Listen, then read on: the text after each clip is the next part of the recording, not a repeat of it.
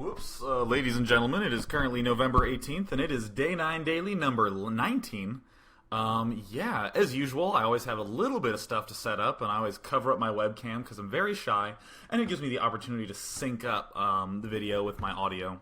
So we're just going to take care of that in just a little bit, and we can get down to a little bit of Jaedong vs. Stork action from WCG Game 2. Hip hip haflam. Yeah, a lot of people sometimes accuse me of getting the dates wrong, but that's because I'm in America. And we're about a day behind the rest of the world. So, yeah, it is November 18th here, and this is Day 9 Daily number 19. Oh, here I am, guys. You'll see that once again I'm wearing glasses and that I have this extreme hair. Once again, that's always pretty good. That's when I wake up and I'm in a rush and I sort of fall out of bed. Today's a very exciting day. I need to let all of you know that a friend of mine, James Taylor, okay, so his name's James Taylor, but I'm just going to call him Jims. That way you can sort of get over that celebrity similarity. His game, The Gentleman of the South Sandwich Islands, is premiering at the Chicago Toy and Board Game Fair right now. So, like, huge excitement about that. I'm going to post a link about it in my blogs. That way people can check it out. So I had to mention that. So that way everyone, for all time, can continue checking the game out. Also, in other news, people have actually been asking me whether or not I have a chipped tooth. See right here? This tooth right there? Like, it's a little bit up. Right, and a guy actually PM'd me on Team Liquid, and he was like, hey, do you have a chipped tooth? And he did this, like, long, big, in-depth personal email about how he chipped his tooth. And fortunately, the answer is, yeah, I did chip my tooth, because, like, if it wasn't, that'd be really weird, because he would have been really open with me, and I would have been like, no, I didn't chip it, but you have my support, man, way to go. But he wanted to know how, so I told him I would do it here. So here's the story of how I actually chipped this tooth. Now, see, it's not actually chipped underneath. It's chipped on the back, and because my webcam's low, it looks really small. But this is what happened. So my brother and I were really little, right? I was like 8 and he was 6, and we were playing this awesome game with my grandpa, and this is how you play it. Nick and I lie down on the ground, on the grass, and my grandpa punts a soccer ball into the air as high as we can, and we just hope it doesn't hit us. It's a fucking awesome game. It'd probably still be fun to play today. So we're out there, and we're like playing this game, we're like having fun, and my grandpa's like, oh, ho, ho, laughing, so he kicks it like way high in the air, and I look at it, and I'm like, okay, that's not going for me, but maybe it's gonna hit Nick. And then it just goes like, bam, and it hits Nick, and I think like the word to describe how it sounded is a thwack. Right? It hit right on his stomach going at like 5,000 miles per hour. So Nick's just like, whoa, you know, like this unbelievable, disgusting noise of leather hitting a little boy's skin. And Nick just like, you know, he cried. Well, he cried like a little bitch, you know? I mean, because what are you going to do when you're a little kid? I mean, you cry if someone makes fun of your stuffed animals. You're definitely going to cry if you get hit by a soccer ball that just dropped 400 feet from the air. So Nick went over to Grandpa and was like, oh, it hurts. And Grandpa was like, oh, it's okay. So we went back to playing, you know, because that's what you do when you're a kid. So I'm sitting there on the ground, and Grandpa kicked it, and it was like, boom, like skyrocketing higher than it's ever gone. You know how in like superhero movies, when they like look up and they look at the sun and like an object's passing by it and you can't quite tell what it is? It was like that. And I said, I know that's a soccer ball, and I think it's heading towards my face. And I just got my first tooth, right? Like my first tooth had come out, and it was this front guy right here, and he was sticking out. It was like a giant target. So it was like coming down, but I can't move because in the game you're not supposed to move. You just gotta hope it doesn't hit you. So of course it goes like kathrudge, I guess is what it was, because there's first the crack of it snapping the tooth right there, but then the rest of the soccer ball has to fold back over my face because, you know, it's not out of momentum. So it just sort of pops back off. And then it looked like, it had like blood all over. It looked like Wilson from Castaway, and so that hurts. That was really bad. So that's how I chipped my tooth, and I cried, and we probably played for like 30 minutes more, so on and so forth, before Power Rangers came on. That's when we ended up stopping. So that is the story of how I ended up breaking my tooth. And the real reason it's ended up so forward is the fact that I wasn't wearing my retainer, so the tooth is sort of kicked up a little bit. So yeah, if any of you are ever interested in really fun games to play with your grandparents, I definitely recommend that. It's fun for the whole family, whether you get injured or not. Always a good memory. And always remember the sound of skin hitting a little boy's stomach. Thwack. Oh man, how awesome. So let's go ahead and transition right over here to the main screen, where we can actually check out a little StarCraft action. So the map that they're playing on is Colosseum. And by the way, how is that for a transition? That's what I call smooth. All right, awesome. So here's Colosseum. I like this map for Zerg quite a bit against Protoss because these 3 expansions are relatively easy to hold, especially if you're doing everyone's favorite little 5-hatch Hydra and Mutalisk thing. When you take the next expansion, taking obviously one of these high ground ones here or here is really easy. But for Protoss, on the other hand, you can get these 3 bases pretty easily, but really the 4th is a pretty significant issue. So, I mean, always be aware of that. What most Protoss players are going to do is they're going to expand early to their 1st, and then they're going to take their 3rd kind of early, and then just amass a huge amount of gateways, and that's fine, as long as you are aware that you need to be getting a 4th. That should be a primary goal. So I actually think that, for instance, if you spawn right here, people have a tendency to want to expand to these high ground guys. Like, so Protoss is here, he'll try to expand here, because this is such a narrow choke, he'll think. Or he'll try to expand here. I actually think that this one will end up being a little bit easier to defend if you have a gigantic ground army that you're pumping off 3 bases with. Just a little bit easier because that's such a shorter walk path for your gigantic ground army. Obviously, if you have a bigger ground army, you want expansions that are easier to defend with that huge ground army. If you have a lot of Mutalisks and you're using Lurkers to defend your expansions, then you want to be nice and spread out because you actually can end up defending them and that sort of thing. I'm just going to... Whoops. I think I have frozen my computer. Alright, there we go. Let's... Getting it back. So already we have the fucking sweetest game I've ever seen. Look at this Overlord. Oh yeah, that's what you want to be doing with an Overlord. Look at this first Overlord. So many players, like millions of players, send their first Overlord like either horizontally or vertically. But you need to ask yourself, what is the goal of my first Overlord? What information do I need to take? And I'm not going to pause for this. I'm just going to briefly go here. You want to check for proxy gates. And you want to float over his expansion to see if he's expanding. If you float to the center first, getting to any of your opponent's expansions is very short. And you get to check for the proxy gates. Wonderful choice. Oh, I've never really seen Stork from that angle. He looks much more healthy. Very full, in my opinion. Naturally, as Protoss, you can get away with almost no defense early because your choke is so small. There's not really any concern at all for that sort of thing. Naturally, for Zerg, same deal. You don't ever need to be doing some sort of early defensive play because defending is just so easy. I wouldn't want to say don't do any sort of early pool play because if you can, that's also very effective. But I'll table that early pool for now. This opening with the 1 gateway is great. You get to be really aggressive early, screw around with your opponent, maybe get some free kills. And again, because it is so easy to defend your natural, and so easy to defend your front, just with a few zealots and a cannon, you can do it, no problem. I mean, if the zealots start failing, you have a cannon, and then you have like 2 zealots, and you are suddenly the best player in the world.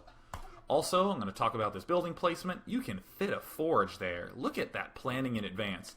Look at this gateway not flush with anything, just sort of floating out in the middle of nowhere. Most players will build it flush against the top or the bottom and then worry about the forge later. But no, Stork is really good. He has read the book called Gateway on Top, Forge on Bottom, Perfect Wall. Kind of a long title, but very, very important, because when you open up, it just says, read the title. Usual sort of thing going on from Jaedong, taking the expansion, and right now we're starting to see already why it's so effective to do this Zealot opening. Because not only can you defend yourself really easily, and you get to start your tech tree, you can get a cybernetics core a little bit earlier, but hell, look at Colosseum. Zerg has to defend this independently, defend his main independently, and defend this expansion independently. Zerg should not build a sunken colony here. He should not, because the only purpose that serves is for holding this off, which you can hold off with micro. There's no reason to spend money on something you can hold off with micro. See, look at Jaedong holding it off with micro. Attaboy, Jaedong. I love you. I seriously, just Jaedong, he's just the man. He's just so awesome. He just, like, wins. Actually, let me rephrase that. Jaedong, and this is key, Jaedong is really good at not losing. Look at how little of an impact this is having on what his plans are. He's maybe made a few more Zerglings than you want to. Most Zerg players will opt between 2 and 4. Oh, Oh, yes! Gateway on top, Forge on bottom. I've owned 20 copies from Amazon. Best book in the universe. Read it, live by it, sleep with it under your pillow, recite it at church. Important, fundamental placement for Protoss. And naturally for Terran, it's the opposite. Barracks on bottom, Deep Hill on top for tight wall-offs. But yeah, see, Jaedong is very, very good at not losing. He's very good at having these sorts of things not screw him up in any ways. He just does not get caught off guard, which really should be the benchmark for skill. If you can beat really good players and lose to really bad players, then you're probably pretty bad. And I'm going to come back to this fourth hatch in a minute. But if you can, not lose to anyone worse than you, then you're a pretty good player. You want to make sure that you just weed out as many losses as possible. So we see a fourth hatch going down. We have not seen this sort of thing happen frequently whatsoever. But a great example of it being used incredibly effectively is, what was that game? It was By Hero from STX against Bisu from SK Telecom. That game on Taucross, we saw By Hero go for this little hatchery guy super early, and the transition is probably going to look very similar to the 3-hatch Spire and 5-hatch Hydra. What you end up doing is you get the Spire, and you go for the layer in the Spire, but you need to get a Hydralisk Den before your Spire ends up popping out, because he's going to be getting Corsairs a little faster, and because you got that 4th hatch, you can't get the layer as quickly. Just the usual sort of thing. But it's still going to transition into the same play. With this, you end up... It's what I'd call a little more powery. It's a little more geared towards building an economy and playing defensively, which actually I prefer. This is actually exactly what I do on this map, because, to be quite frank, I am not that comfortable nor that good with 3-hatch Spire into 5-hatch Hydralisk. I prefer to go 4-hatch like this and then transition into it. It just feels a little bit better. Yeah, see, here's the Hydralisk Den that you have to get a little bit early to deal with those Corsairs. But the same basic thing is going to go on. We're going to be using the Corsairs to fend off these pesky Corsairs. Then we're going to be using... I'm going to be using the Hydralisks later on in the same way you would in the 5-hatch Hydra. Unless Jaedong's doing something weird with Lurkers. But what I want to point out is, again, that idea of rearrangement. You can do these sorts of things like throw in hatches and then say, oh yeah, I guess I need to put in the Hydralisk Den a little earlier so I don't die. And you're going to end up in about the same spot that you would have had you done just 3-hatch Spire into 5-hatch Hydralisk. Totally awesome to do. Love that sort of thing. It helps suit your style, because as you'll hear me say many, many times, I am just not that incredibly aggressive of a player. I much prefer to do these wild defensive plays that end up in really thin situations that I can barely pull out in the end. And see, look, here is the Evolution Chamber getting the +1 attack upgrade. I prefer these sorts of wild defense-type plays, or anything that involves just having a lot of units, instead of trying to do something finesseful with them. So right now, from Stork's point of view, we see a lot of these Sunken Colony guys getting ready to get built. A lot of this is because Stork got that gateway so early that not only does he have more Zealots than he normally would, but he's getting speed a little bit faster than he normally would. Because he had that gateway out so early, he can naturally get the Cybernetics core out so early. Building a few extra cannons, yeah, you always want the defense for the cannons. Whenever you're moving out like this, especially if you're doing something like you would naturally do on Colosseum, aka skimping out hard on the defense early on because you can, it's really important to keep adding on cannons, because some players will just have one friggin' cannon there all game long, and then like 8 Zerglings will come and ruin the Protoss' whole life. And 8 Zerglings aren't really worth your life, so don't go ahead and do that. Doing the usual sort of Zealot run-by attempt, I really want the Observer to click on a Zealot, because I didn't get to see... Yeah, look at that. Great attack timing. I was looking to see if the +1 attack upgrade happened right as the legs got there. You need to be doing the +1 attack when you do the attack. You can't just move out with this many Zealots early on and suicide like this unless you have +1. Because you can suicide...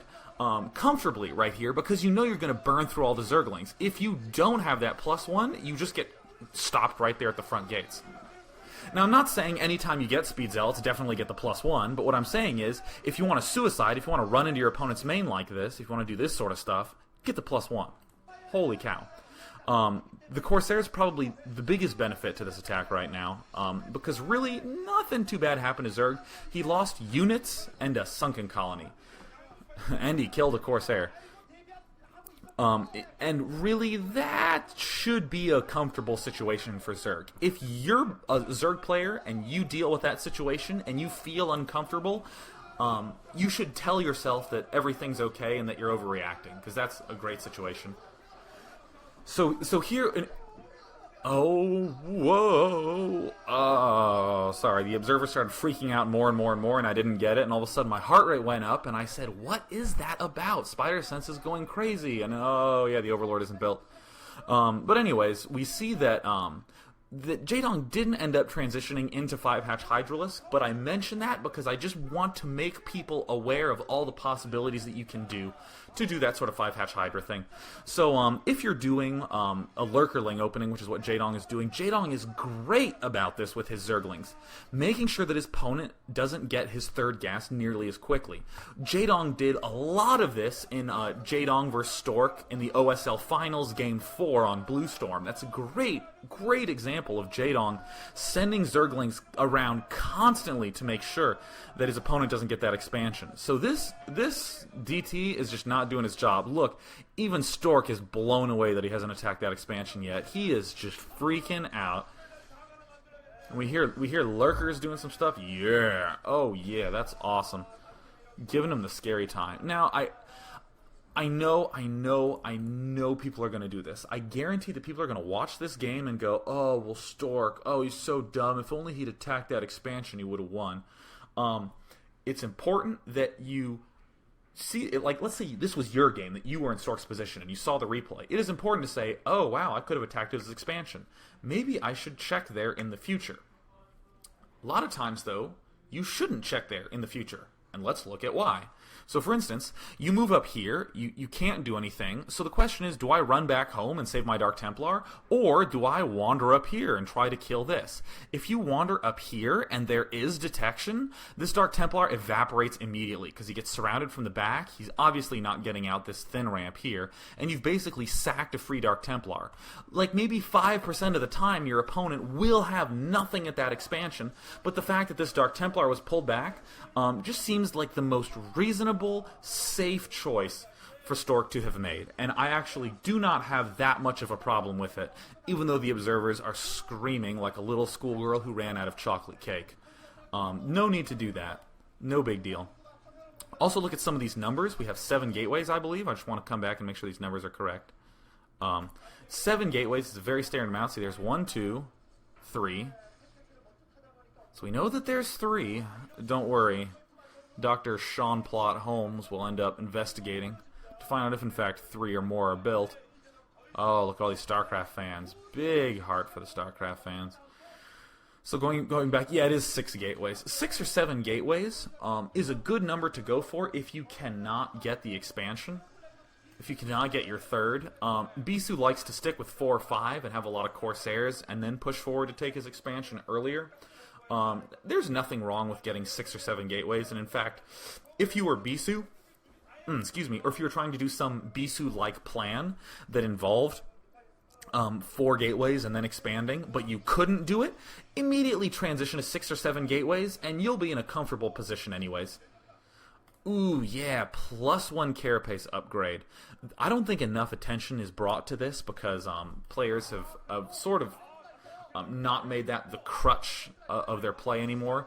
But the obvious benefit of having this +1 upgrade is that if you are even or ahead of your opponent in carapace versus their attack upgrade, then Zerglings will die in 3 hits instead of 2. Mondragon is famous for having his entire Zerg vs. Protoss play revolve around getting this +1 carapace upgrade earlier than his opponent's +1 attack upgrade. Consequently, he can use Zerglings much more effectively throughout the entire game, as opposed to having to wait till the very, very end stages in order to make them effective. Here's the usual transition into Mutalisks that we see. Jaedong did a handful of different things, getting the Lurkers and the Zerglings first. I partly think that that's because it might allow him to take a 5th earlier on. I mean, for instance, if you get some Lurkers up there, you're in Happy Town, USA. Or Happy Town, South Korea, or Happy Town, Chengdu, China. It really depends on the weekend.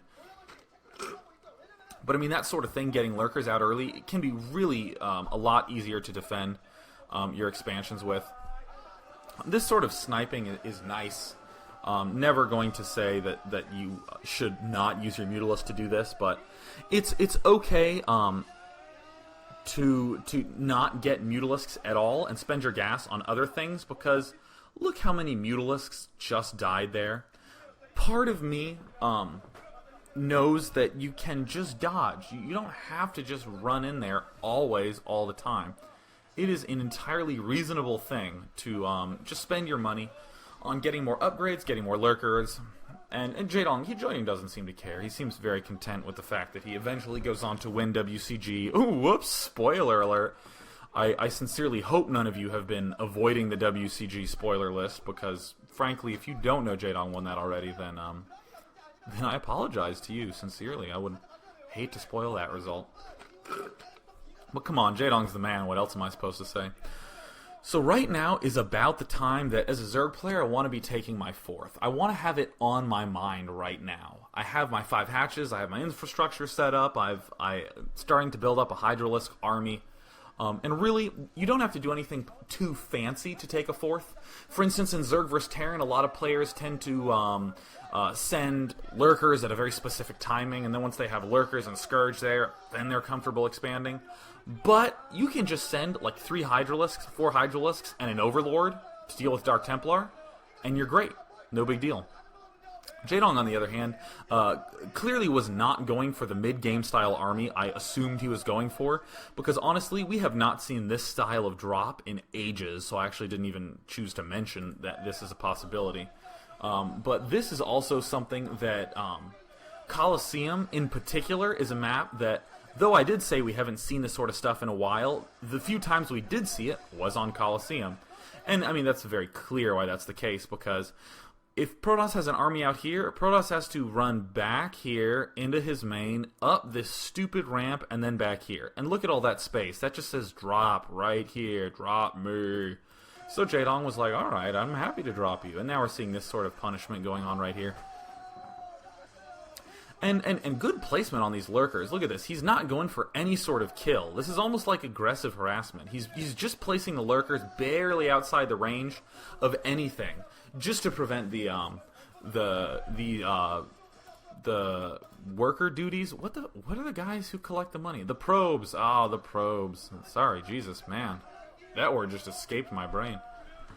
And the usual sort of attack timing. Whoop, dropping down here, attacking out there. Good sort of coupling. Also, if the Zerg attacked down here and then moved out here, I would not mind an expand right over there. That would be very, very good.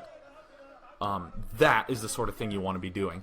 Part of the reason why drops are ineffective is obviously because if you have 2 good storms right there, you just die immediately. But also, a reason why players tend to slowly avoid drops is that they convince themselves to overcommit.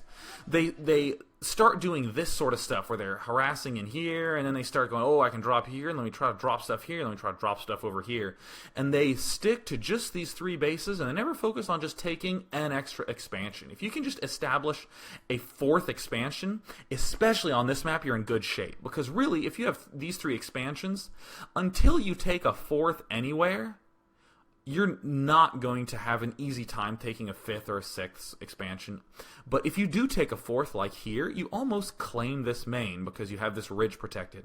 And once you have this main and this expansion taken, you've really claimed this expo here. So 4th bases are very, very important on Colosseum. Absolutely critical. So if you want to do this sort of Jaedong style ultra aggressive play with drops that you see in this game, don't convince yourself that this is the key. Watch how fragile this is going to be.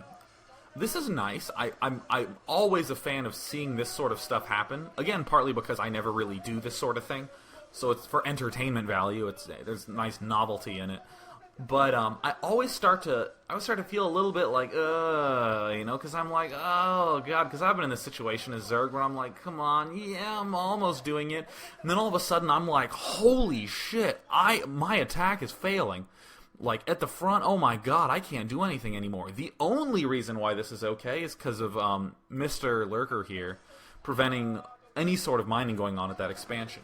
Were that Lurker not there, oh my god, Protoss would be in a way better situation than the Zerg. Oh my god, it would just be outrageously better for Protoss in this situation. But right here, it's what I would call a very, very tense situation, because once Protoss kills this stuff off, ooh, sorry, I thought he was going to kill some extra stuff. Once Protoss kills that stuff off, and Protoss does what I call stabilizing, once he's starting to like get back on his feet and starting to, be able to hold off these huge attacks at his front and the drops in his back, a lot of times that Protoss player will move out and just win. Just bam, done. So the games actually look and feel stupid for the Zerg player. So for instance, from the Zerg's point of view, what it feels like is, oh, I'm almost winning, I'm almost winning, I'm almost winning, I'm almost winning. Oh, I lost. Oh, that sucks. And then that's when the Zerg player curses out the Protoss player and how, he was losing all game.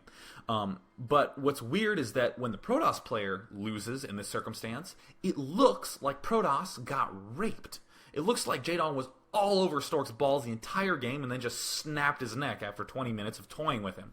But that's not actually the case. This is actually an extremely close situation, even right now, with this little drop going on at the back that we're not looking at, and this push going on at the front. Because if Stork does hold this off, it's 3 bases and better upgrades against 3 bases.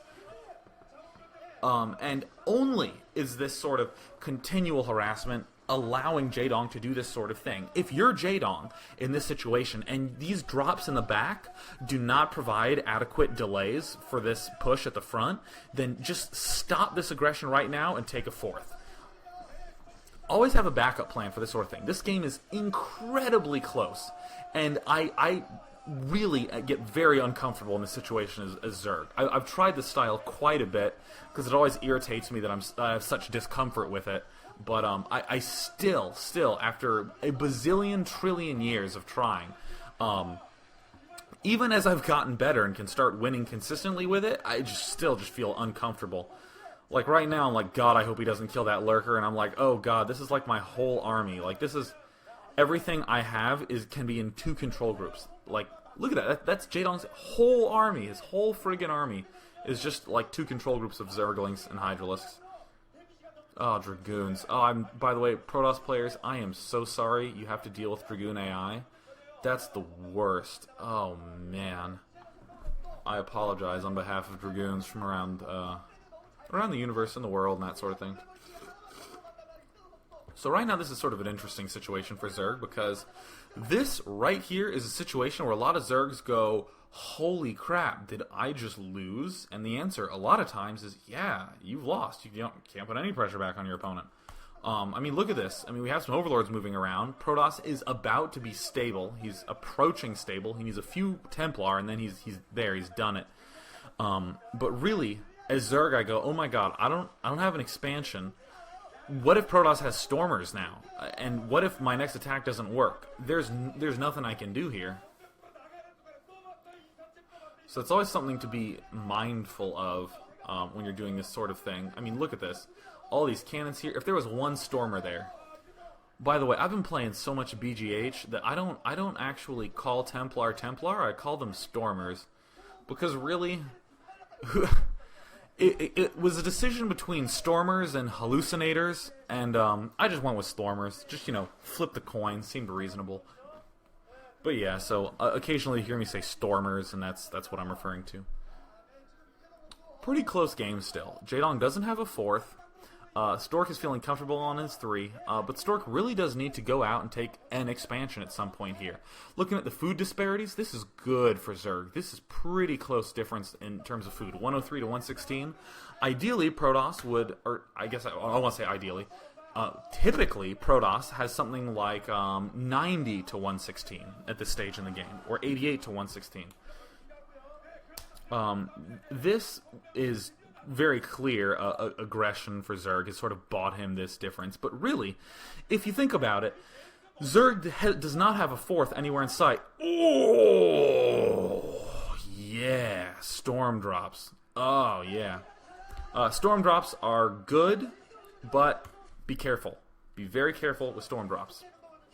Because think about it. Think for a moment that if you were in Stork's situation and you said, man, I'm going to go storm drop to try to get back in this game. And you went and his shuttle just died and that sucks. Because, I mean, I already said that this food difference was pretty close. That normally you want that to be a bit bigger as Protoss. And if you just sack a shuttle and 2 Templar and 2 Zealots, that's even worse. Oh, yeah. Oh, can we kill more drones? Yes, we can. Yeah. By the way, I actually have not seen this game yet, so that's part of the reason why I'm freaking out occasionally, just going, whoa. This is good timing by Protoss. Also, see, look at this: attacking here, storming here, expanding at the top right. Beautiful little triple pronged attack by Stork. He has 3 observatories. Oh, excuse me, not 3 observatories. We're not watching Combat X here. Huzzam! 3 observers here. It's good to have 3 observers, or 4 observers with your group, just so you don't get scourged, or as I like to say, scourged. So, I mean, this is the exact situation you don't want to be in as Zerg, where your 4th is so late that if you lose it here, you're really close to losing the game. Look how good Jaedong's being, that in the midst of being attacked here and attacked here, Jaedong just sent 8 Zerglings to this top right, probably to check this main and to swoop down here into that expo. Absolutely correct. And also, as Zerg, Dark Swarm in Zerg vs. Protoss is highly underrated. I mean, Dark Swarm in Zerg vs. Terran is fundamental, but I frankly believe that no one really talks about truly how effective Lurkers and Swarm are against Protoss. Definitely something you should be incorporating into your play, especially if you are low on expansions in the way that Jaedong is. A lot of players just go, whoop, time to get Ultralisks, and it is just not time to get Ultralisks. Recheck your watches. So, I mean, this is the situation you just don't want to be in as Jaedong. It's a little bit tense here for Stork. And this choice of expansion now I like quite a bit. I mean, I was already saying that this is probably the easiest one to expand to, especially if you have a big center game army. And also, by the way, that's part of the reason why I think Stork expanded here instead of here. This is a little bit easier to defend if you have a big army that can whoosh up here, as opposed to something up here where Zerg could just drop behind and then you have to snake all the way around again. But halting that tangent, big X through that. Down here, when you expand here, you're expanding along the direction of attack. We have Protoss units moving this way to take out this expansion. That's already a point of focus. So hell, just throw an expansion down there. No big deal. Look at these Zealots. Yeah. Zealots are so cool. So again, icky situation to be in as Zerg. If this expansion falls, I feel as though I've lost as a Zerg player. And in the times I do end up playing Protoss, and yes, I do play Protoss, and they might even be my favorite race, this is the sort of stuff that I go, ooh, man, I really need to focus all my efforts here. And look at this. In the midst of this huge attack, this is how insanely good Jaedong is. First of all, look at these overlords. Look at the spread out here, checking for expansions. And down here, we have some Zerglings have swooped around and killed that expansion. Really, really good. Really, really, really, really, really, really good. And again, the reason I saw that is because I watched the minimap. I watch the minimap.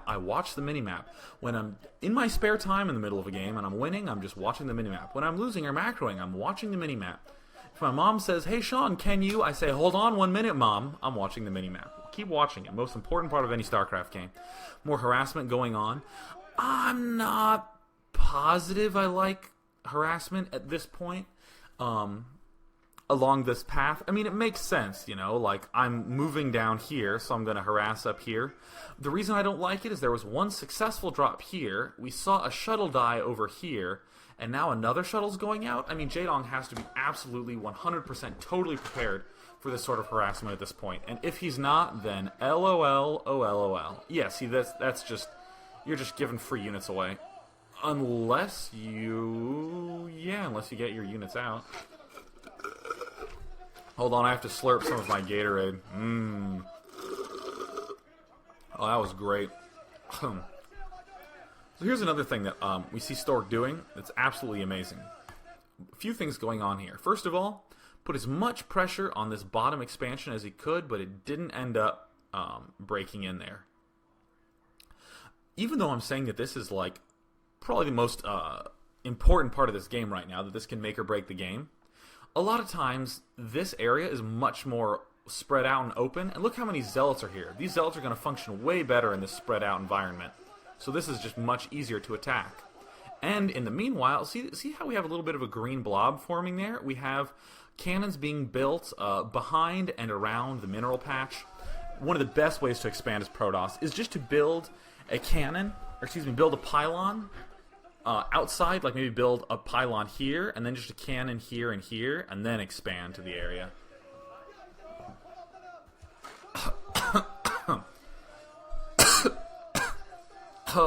I think I inhaled something I shouldn't have. Brutal.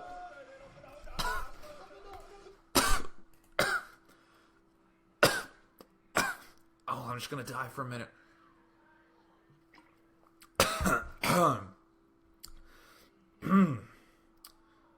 Alright. Moving right along. Alright, so we see that Stork has killed everything off. Stork's in good shape. He's looking good. But suppose for a minute that this attack starts to get driven back. Sort of the way it's being driven back right now. I don't mind, for instance, not pushing in this far, and instead moving all the way back out down to this expansion. Because now that this Nidus Canal is gone, it's going to be a really tough position for holding that that bottom expansion. Stork did move a little bit far in, try to go for the jugular, and there's nothing too horrible about this by any means, actually. I mean, there's, yeah, see, look, building far away, creeping in. There's nothing horrible at all about trying to do that sort of thing. I'm just saying that as an alternative, it's okay to move deeply into one location and then just quit and then sharply move back towards the other side. Ooh, man. Good composition by our friendly neighborhood Stork. You'll notice that as Stork realized that there was swarms out and about, he skewed his composition of units away from Dragoons. Plus, Dragoons are going to have a pretty hard time dealing with this expansion up here as well, so very smart job by our friendly neighborhood Stork. I'm questioning, though, continuing to push in here. I mean, we've already killed off the Nidus Canal. This bottom expansion is so important. I really kind of feel like maybe this might not be the absolute best choice. I mean, it can never hurt to kill off your opponent's expansions, but really, if you're moving down to this southern base and you have these units coming from behind you, you can fight a little bit, and then running away from them not only dodges the storm and any lurkers that are burrowing, but running away also runs you towards the target that you were trying to attack anyways. And there's no Nidus Canal there anymore. And see, this sort of stuff can happen if you're too close to your opponent's main. You can just keep producing enough units, and then, you know, you die. Whoa! Accidentally clicked in the wrong place. And let me tell you, if there's one thing that we don't want to read, it's the YouTube comments on a StarCraft game. Oh, God. Seriously, only the most awkward of inbreds post on that section.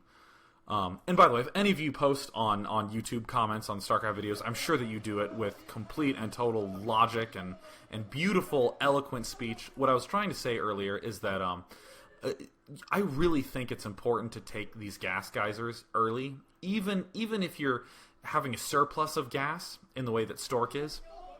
I just think that it cannot hurt at this stage to build up more and more for Archons. Because really, when you get a gas surplus, it's so easy to just build Templar and Archons. You just hit T a couple of times, and then you morph into Archons, and you've won, you know. So, I mean, Stork isn't getting gas immediately. I'm sure he will get gas eventually, but, I mean, really, I just like getting gas very shortly after that expansion's taken. Sweet game that we're seeing right here. Part of the reason why this is such an intense situation is because this expansion took so long to pop up. things happened reasonably normally for Protoss. I mean, Protoss got a big center army, moved forward to do some attacking, and in the meantime, expanded to a fourth. Weirdly, though, Zerg took his fourth so late that it's ending up with a much weirder game. It's ending up with a much more intense, low econ situation. And look at this. Only now is that gas coming down. And look at this. 1,000 gas to 150... Excuse me, 1,000 minerals to 150 gas. It just would have been way, way, way better. Somehow Jaedong just sent stuff away. He was like, you know what? I don't want my minerals anymore, and just left. I mean, he can't have seen that. I'm just going to claim hacking. I mean, by the way, I'm certain that he saw it. I shouldn't have said that. That was low. Oh, yeah. Storm drops are good. This is the sort of situation where I begin favoring harassment more and more. Because if your opponent is down to N expansion like this... Oh, look, both players are doing it. If you're down to N expansion like this... Oh, I thought he was going to get some violent probe shot off. If you're down to N expansion, harassment is just going to ruin your life. So really... it becomes fundamentally important for you to harass your opponent. Because, I mean, look at that. He just killed off, 8, 9 drones. No big deal in a normal game, but in an abnormal game, such as this one, it's game-changing. And look, these probes, there's not even any, there's not even any lurker down there right now. These probes are just living in a state of fear. So, right now, this is already an incredibly weird game, but notice how it's a very Zerg vs. Terran composition. Zerglings, Lurkers, Defilers. Exactly what you want to do in this situation. Especially as you approach the late game stages, all the gas that you would have been spending on things like upgrading and teching and all that stuff, you suddenly don't need to spend any gas on anymore. So as Zerg, late game against Protosses, you start to build up a surplus of gas, which is awesome because you get to spend all of it on Lurkers and Defilers. It's beautiful. No! No! Oh, yeah. Little stuff like that is probably what ends up winning Jaedong the game. If he does end up winning it, I don't know. I haven't seen the game. Whoa. More storm drop going on. Real good, real good. Problem is that after you start doing this sort of harassment, it becomes increasingly difficult to actually get in there because once you've done it once, your opponent knows it's coming. He's aware of it. It's on his brain. So, really, I don't mind getting speed shuttles at this stage in the game. I like Reavers. I like having already gotten Reavers at this stage in the game. I think the choice to, switch everything and go Reavers at this point would be bad. Because clearly, you're so low on Econs, Zealots, and Archons are the most cost-effective thing in the universe. This is smart, what's happening right here. A lot of players would say, hey Sean, you always say to play safe and do the safe thing. So I killed off this expansion, and then I went up and killed off this one. Anytime you're approaching 2 bases, let's actually look at this right now. So let's say, actually Colosseum isn't the best map for it, but let's say that Zerg has an expansion here, and Zerg's main is here.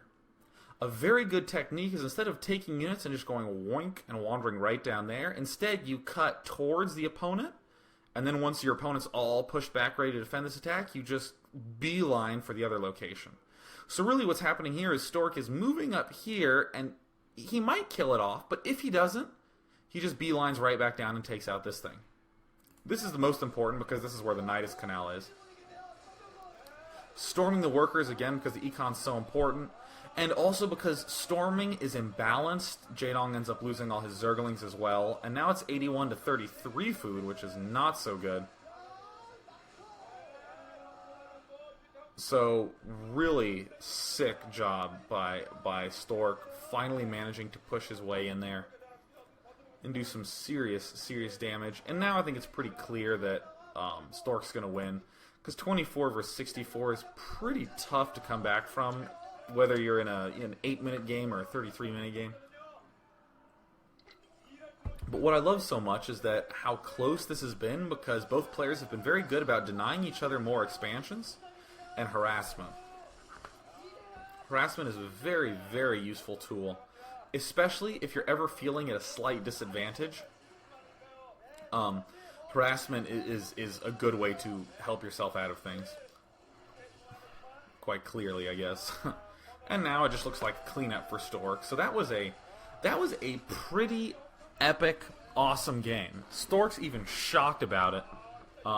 Yeah, I actually really liked that game. That game was really fun to watch. So in my opinion, what ended up happening was, God, I'm so bummed out Jaedong lost. Man, poor guy. It was a fluke. He'll come back again. So Caesar asks, how many observatories would you recommend in a normal game? To be frank, at least 2, because, I mean, if you lose one, you still got another, and you can always do the sick double ups. It's always a strong, generally reasonable play to do. So yeah, ask some questions in yellow text. I'd prefer if people didn't bold, underlined, and italic, because then it turns everything into like one of those ads that you see on some site full of viruses or something like that. But yeah, so the usual sort of pushes forward, really, really good. But what I most want to highlight is, let's just watch this box of Jaedong's right here. Watch this box on the screen. No units really do anything but go straight for Stork's base. And see, this drop right here, it's cool and it's sexy, and all this stuff looks nice, but then look, we try to do some damage here, and it looks nice, and oh, look, the food counts are even close, and we're starting to maybe stop these guys from mining a little bit. We got to drop back there, and all of a sudden, holy shit, how are you going to get a fourth? Because, I mean, even look at this, 73 to 77, great food disparity. You always want that sort of difference. That's awesome. But, I mean, look, as time's going on, this one harassment drop, crippling for Zerg with 3 bases. Absolutely life-crushingly awful. But, if you had taken this expansion down here, you'd be in way mondo gooder shape. You'd be in much gooder shape there. And also, this is so cool. Oh, that Archon coming back, doing a little bit more damage, bringing the ruckus to the dronies. One thing to admire greatly about Jaedong's play here is the fact that we have Zerglings constantly going around checking these expos. Monstrously sick, unreal good job. What the absolute key that kept him in this game.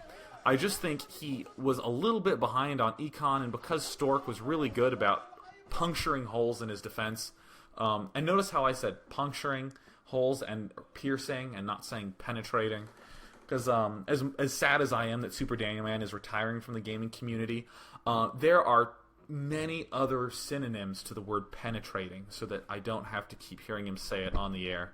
I didn't mind it, though. I just wanted to let everyone know that my inner 12-year-old giggled every time he was like, oh, he's looking for a way to penetrate. I was like, titter, titter. All right, sweet. So let's go ahead and take some questions. Let's go ahead and do this. So, yeah. So, doon, doon, doon, doon, doon. All right, let's take the first questions at the bottom edge of the chat. So, Tsumo says, Jaedong stopped Stork from expanding with Zerglings again and again. Is there any way for Protoss to stop that from happening? That is a very good question. I mean, the easy solution is that you expand along the direction of attack, or you do things that Bisu does, which is he takes his units and uses them to expand, as opposed to using them to attack and then distracting to expand. Really, the answer is just to keep sending units there and just to keep trying to expand, and eventually you'll do it, and to just sort of be relentless as Protoss, because from a Zerg's point of view, you will run out of Zerglings. You can't keep sacking 10 Zerglings over and over and over and over and over again to just keep preventing an expansion. If you keep losing the Zerglings, which is kind of just what you want to force the Zerg player to do, is to continue to make that sacrifice.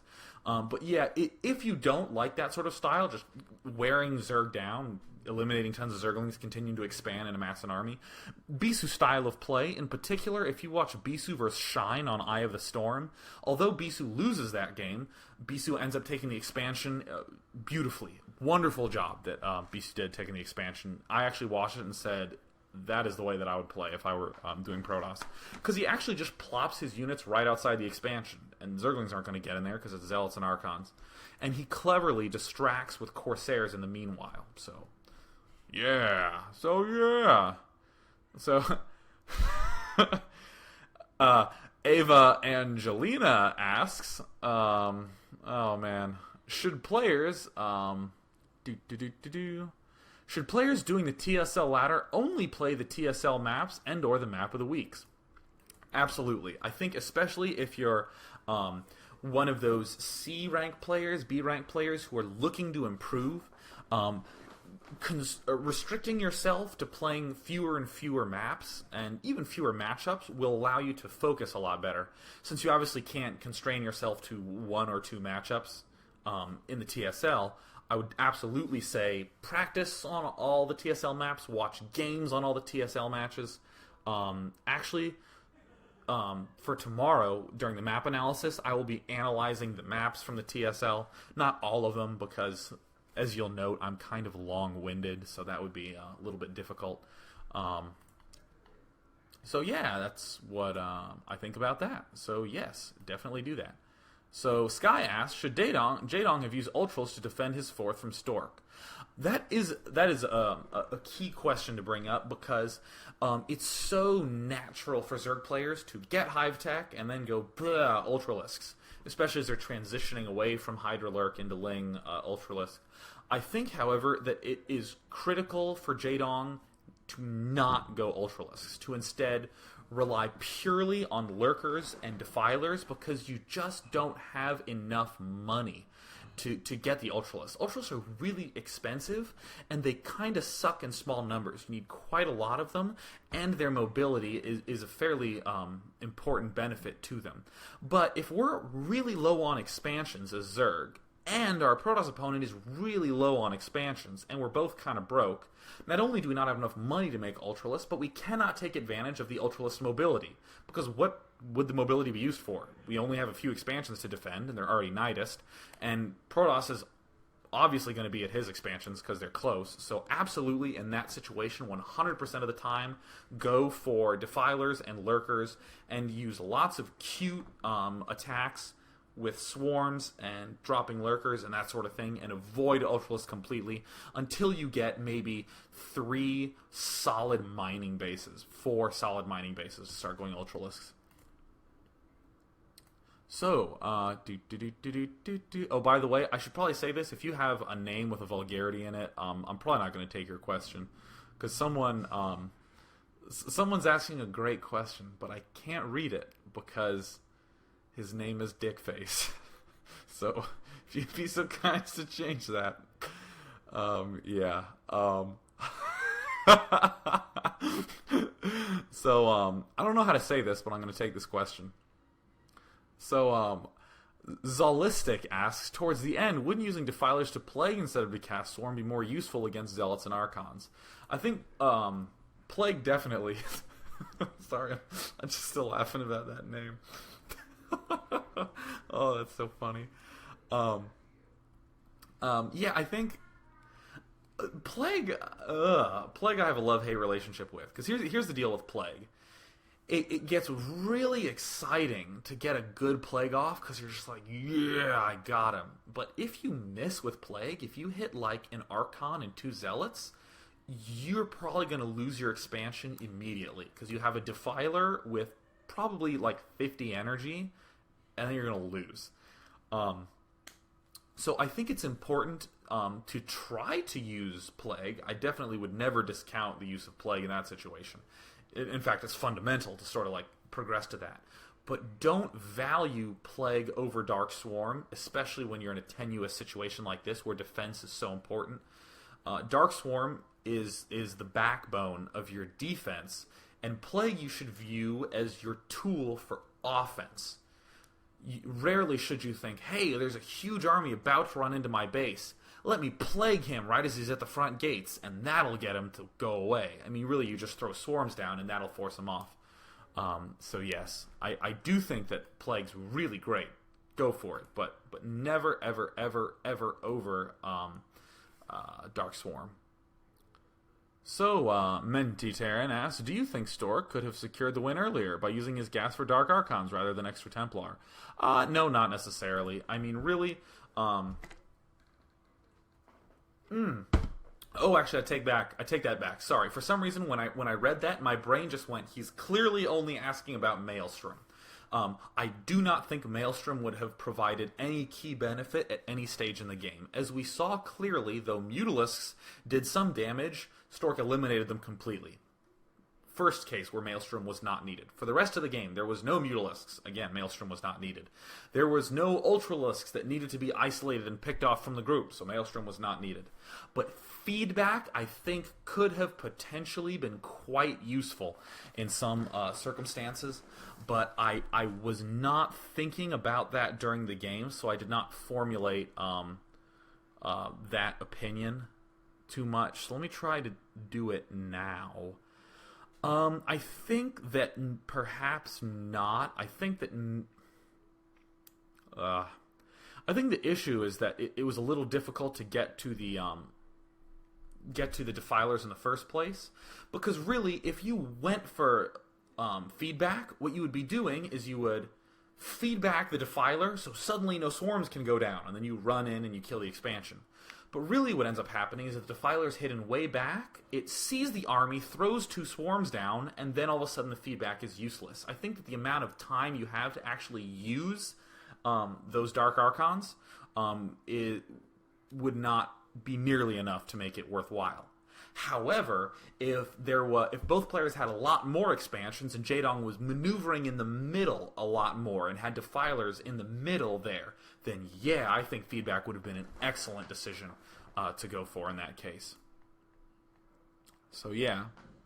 GGQ says, you mentioned Bisu does something. There's just so much spamming in the chat. It's hard to lock in. You mentioned Bisu uses units to take his 4th. Oh, sorry, I may have misspoke. To take his 3rd. Are Zerg's doing something to counter this strategy? And is that why Bisu's PVZ has been less reliable lately? For those of you who are into statistics, it is quite clear that there has been no reasonable evidence to say that any player is necessarily slumping. I mean, for instance, if you watch Bisu versus Shine, Bisu ends up losing that game, and I do not think Shine is a particularly strong player. But Bisu played awesome. He did beautiful game. And if Bisu had barely held off Shine's aggression, if Bisu had stabilized, Bisu would have immediately won. There was a handful of slight mistakes that Bisu made, and he ended up losing his game. So I think Bisu has incredible Protoss for Zerg, but has made a handful of decision errors that have cost him the game. And really, if you're playing well, this is actually something I should definitely mention. If you're playing well, your losses are gonna look stupid, because you're relying on such subtle, fragile things to keep you alive that if you mess up one slightly, which tends to happen when you're doing a televised nervous match, you lose in a way that's kind of like, oh, well, duh. I mean, for instance, yesterday we saw Bisu versus Jaedong. Jaedong got to walk into Bisu's main, and it was completely undefended. And Jaedong just killed a bunch of probes and basically won the game after that point. And the reason that happened probably has to do with the fact that Bisu's timing was slightly thrown off, but he still stuck with it. He still remained confident with his timing, and then he was kind of like, oh, well, crap, I guess Mutalisks came a little earlier than I thought they would. Oh, well, I'll just fix that later.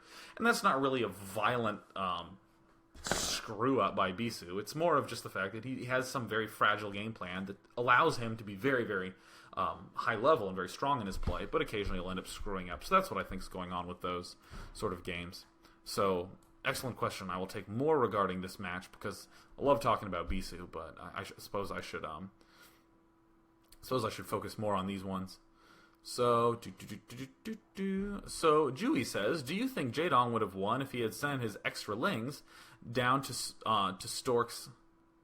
I lost the question. Down to Stork's 6 o'clock expansion, instead of bringing them back to defend against that Archon push into his sunks?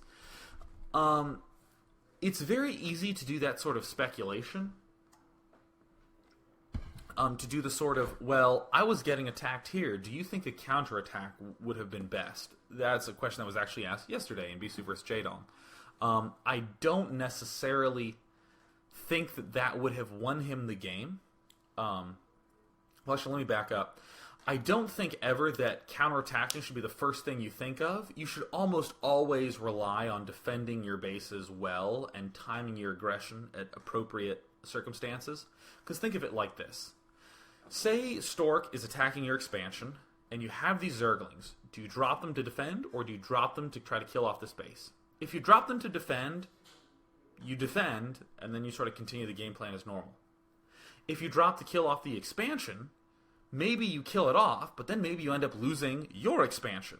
Well, what if you counterattack to drop the 6 o'clock base, and all your Zerglings die? You can't quite have enough information in that circumstance to know that you're absolutely going to kill off the south expansion. So my answer is, I do not know if he would have been able to kill it off, but I think that is an incredibly risky move, and I stand behind his decision to just drop right there, defend, and then worry about attacking in a lot better circumstances with better recon.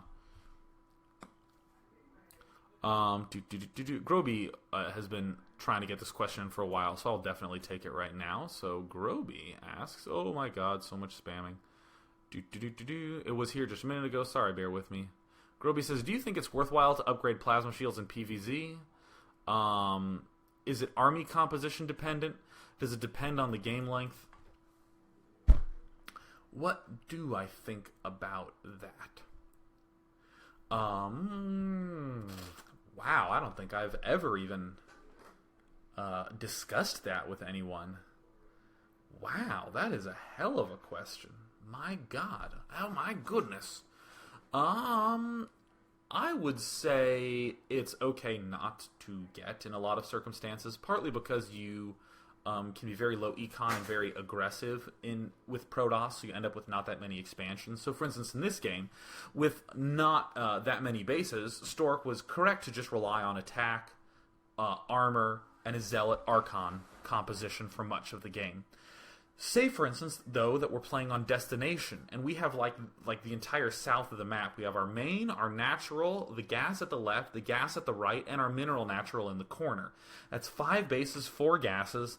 We'll probably end up taking one of those side expos soon, so in that case, when it's clear that we're going to have a very good economy, it can only help to get shields.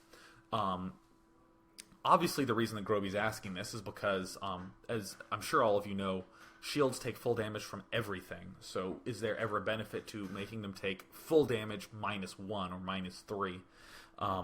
I think that, again, it's one of those, if you have sufficient economy to do so, then get it, because it can only help, especially as you're approaching maxed. But in one of those aggressive games like where we saw it here that was very low econ, seems fine to skip out.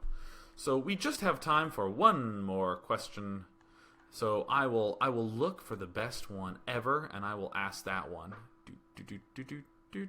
Some really long one that can allow me to talk for an incredibly long amount of time.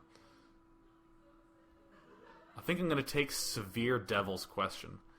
When Protoss players attack... sorry, I'm getting so much scrolling here. When Protoss players attack, let me actually just...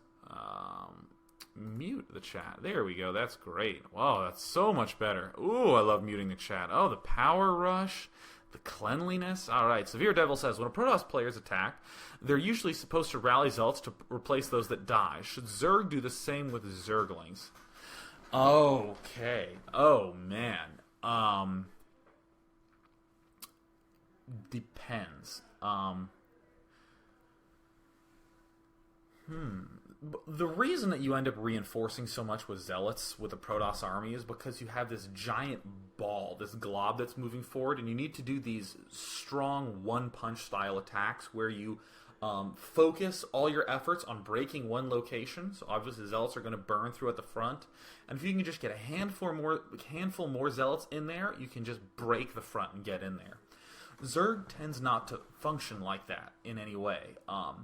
What tends to happen is you end up playing back and defending areas and doing these sorts of harassments and kind of moving around. So you don't really want to be using your Zerglings for reinforcement in a lot of circumstances. The times I would reinforce would be, for instance, if you're doing what Jaedong did in this game, where you're trying to do a really aggressive contain. Continuing to bring more and more units there to bolster that contain seems reasonable to me. But see, the danger that can happen is, say for instance that I move in with, like, I don't know, but a handful of Hydralisks and some Zerglings, and I might break it. I'm barely gonna break it, maybe. Like, I have 3 Hydralisks left over at the end of this attack at his front. If I reinforce with Zerglings, I have 3 Hydralisks and 12 Zerglings, which is not really that strong. On the flip side, if you're Protoss and you have, like, a big army and you lose a bunch of Zealots and 9 more Zealots come in, I mean, oh my god, that's so much stuff. That makes such a stronger composition. So Zerglings I don't necessarily think that you should do, just because of that fact that they're kind of strong. You have to wait for your Zergling numbers to build up over time, and then that's what allows you to have a whole lot of force. So try to focus more on defense and lurker placement, I would definitely say is the key, as opposed to something like, continuing to flood and be aggressive with Zerglings. And that about wraps up today. This was actually an incredibly awesome cast. I was in a good mood because I'm actually done with a huge amount of work this week, so I'm feeling nice and relaxed. My hair's feeling electric. I got to tell everyone how my tooth was chipped as a child, and it's Wednesday, best day of the week. So thanks so much for tuning in, everyone. Tomorrow we're going to be doing pure map analysis. I'll be looking at the TSL maps, talking about strategies to do them in all 9 matchups. Maybe have some sample games going on there, and talk about the #1 most important thing that you will ever need to know ever in StarCraft. I'm going to tell you about mid-game convergence. That is the #1 most important thing of all time. You will hear about it tomorrow. So that is going to wrap things up for today. Thanks so much, everyone. Tune in tomorrow for Day 9 Daily, number 20. Cheers!